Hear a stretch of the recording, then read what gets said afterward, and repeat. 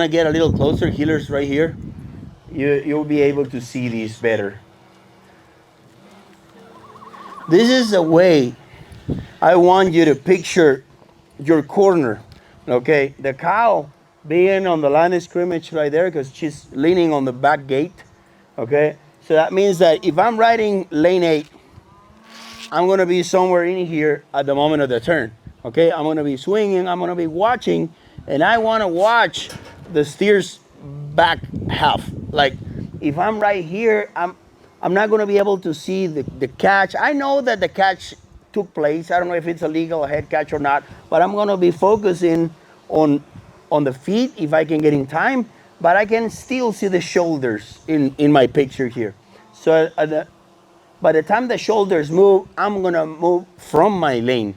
Because if I had my lane 2, 3 strides before, but at the moment the shoulders move, I'm already here, it's not gonna be good because I'm gonna be already carrying some from right to left and it's gonna bring me on top of the steer after the turn. Okay, so I wanna be before here. So the question that Asmo had is, okay, let's say we're just coming off the box. How do we do that if we are all the way here? No, it's all right if you break wide, but you're gonna get to your spot and then stay in your spot parallel. Maybe at the moment the catch, the heading catch or the head catch took place, you're already in your lane, you're parallel and waiting. But I don't want you to be carrying from right or left at the moment the shoulders move, okay? So this is lane 9. This is too much. If we are all the way here on the rundown, the steer can move to the right because he's not going to respect us from this distance. Okay, so we need to keep him straight and find our spot, find our gap. And this is the step back is just like this. This would be a step back, nose on my lane 8.5, but a step back. I'm gonna wait all the way over here if I have a fast steer, so I don't want to go by the corner depending the horse I'm riding. Okay, if you go half step, you're gonna measure that. Okay. Uh, Remember, each lane is the width of a horse. We have the chute there, lane 4, 5, 6, 7, 8, 9, and this is too much. Okay. Any questions about it, healers? Before we raised it, this, I want you guys to walk in, feel that distance with your horse, and then step out, let the next one come in. Yes? You what? Your nose. I mean, the nose, your horse's nose is line of scrimmage at the moment of the turn, okay? Remember, on the rundown, you can go past this line of scrimmage and make that steer stay straight. But if you know that the catch is taking place, come back to your line of scrimmage and then go around. Oh, a step back or half of a step back, okay? And then, if you guys don't have questions about the healing side, I'm gonna explain something to the headers, and then I'm gonna let you guys step on the lanes and be careful with the cones and all that, but step on the lanes and feel the distance and imagine that.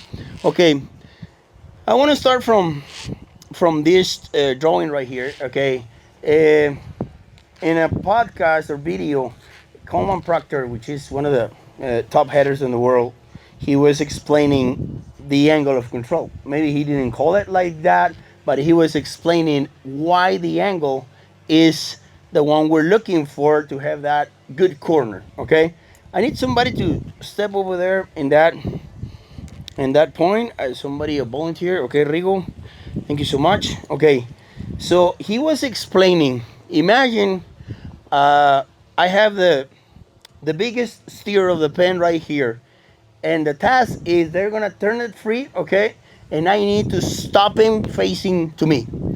Okay, he was mentioning that this is the angle. If that's gonna be the place where the steer's gonna hit the rope or the end of the rope, the angle should be this one to make him face me. If I go to the inside of the angle of control, he's gonna drag me down because I'm not gonna have any leverage on the angle. Okay, okay. He's the heaviest one, so he's gonna take me down the arena. If I go too wide, and that's the point where he's gonna hit the end of the rope, I'm gonna bring him in a circle around, but he's not gonna face me quickly. Okay, So he was saying about this angle, and this angle is going to be about 40 degrees from the tracks, the steer's tracks, or the steer's back. If we have this angle, that means that we're going to have first control of the neck, and then if the steer is running down the arena, if we bring the neck across, then the steer's back end is going to go past the shoulders and then or past the neck, and it's going to be facing me. When we're heading, what we want to do is we're going to have this angle and then move forward and out. And if we do that, the steer is going to bring the head down and away like that, down and to the left. Then we have the proper start for a good corner around the barrel and up the arena after that. Okay? So now, mira, vamos a pararnos aquí, Rigo, por este lado. Si quieres, vente por este ladito aquí, mira. Casi que si estuvieran los cuernos puestos.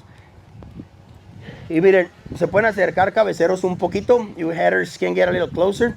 Casi que ahí donde están los cuernos del novillo, míraselo. Ahí. Ok.